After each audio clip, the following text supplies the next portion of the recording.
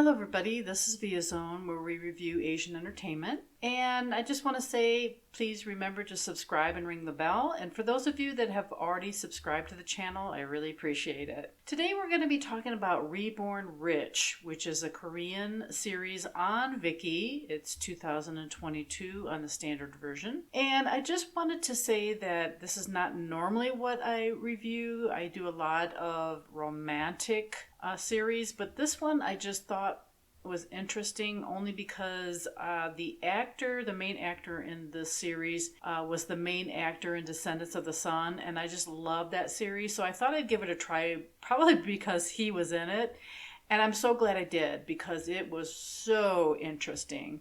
It's totally a drama. It doesn't have a whole lot of romance in it. It's more of a drama series, but I thought it was so well done. Now, let's go ahead and get into it. There is a young man. You'll see him here. He's the main actor. He's been in a lot of series, very famous actor in Korea. Well, he ends up working for a big, huge conglomerate organization where they have anywhere from a department store to automobiles to electronics. It's just a huge conglomerate family. Well, he ends up at the beginning working for this family, working his fingers to the bone, being treated so much like a servant, not really cared for, not really considered someone in the family.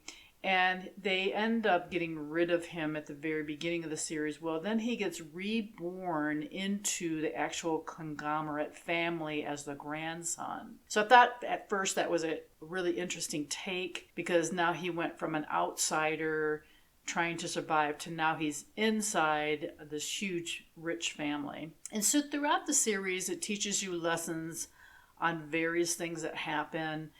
There's a lot of history of the Korean government and of course good things that happen, bad things that happen, tragedies, all kinds of victories.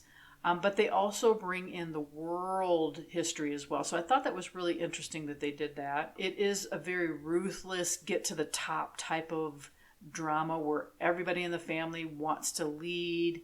Everybody wants to take over once the grandfather dies. And the other main actor, which is the grandfather, you'll see a picture of him here. I thought he did an excellent job. He was spot on with his character. He was a very believable, malicious man that was kind of out to just get the best for everything he could get his hands on. He didn't really care too much about the family, or he didn't understand them. He just seemed like a very ruthless, mean type of grandfather. However, he does take an interest to the grandson, and you'll see, of course, that play out throughout the whole series. Now, the main actor is a good negotiator, and in the series, you'll see him constantly making negotiations with the family and trying to win over the grandpa's love and try to eventually take over the business. I mean, there's just so much going on. Now, one of the quotes that I did really love, the grandfather said, was, "When two coincidences overlap, is it still a coincidence?" I thought that was interesting. I'm not going to tell you where it is in the series. You'll just have to watch it. The main actor also is taking down this big enterprise from the inside. He has a chance to take over, but there's just so much that happens back and forth that he's up one moment and then down the next. There's a lot of different things that happen that you can't change. He thought by being reborn, he could change a lot of things, but some things are just fated to happen, and he definitely learns that lesson with his mom. The music is powerful. It has suspenseful moments in it. I thought the music was beautiful. I thought when it needed to be powerful, it was. When it needed to be soft and gentle, it was. So the music all around was really good. It does alter the future when you'll see it, but I like how they altered the future, but then at the very end, you see that it reverts back to the beginning. It's a really surprise ending. I really like that. There's a lot of corporate language to digest in the series. In fact, sometimes you may have to rewind to listen to it again. And if you don't understand corporate language, it may go over your head.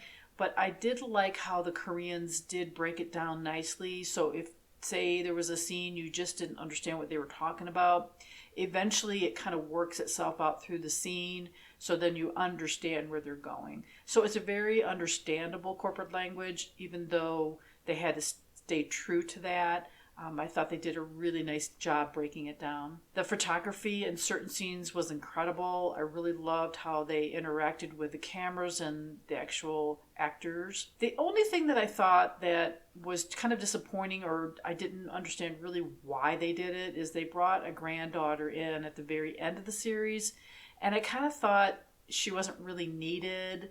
I don't know if maybe they just felt they wanted to do a new twist within the plot, but I just kind of felt she was just thrown in there at the end to trying to negotiate for her dad. But to me, it just didn't work out. They could have just still done the script without her. So I'm not sure why they decided to do that.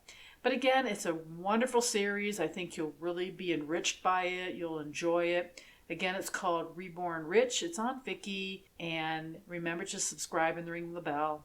Until next time.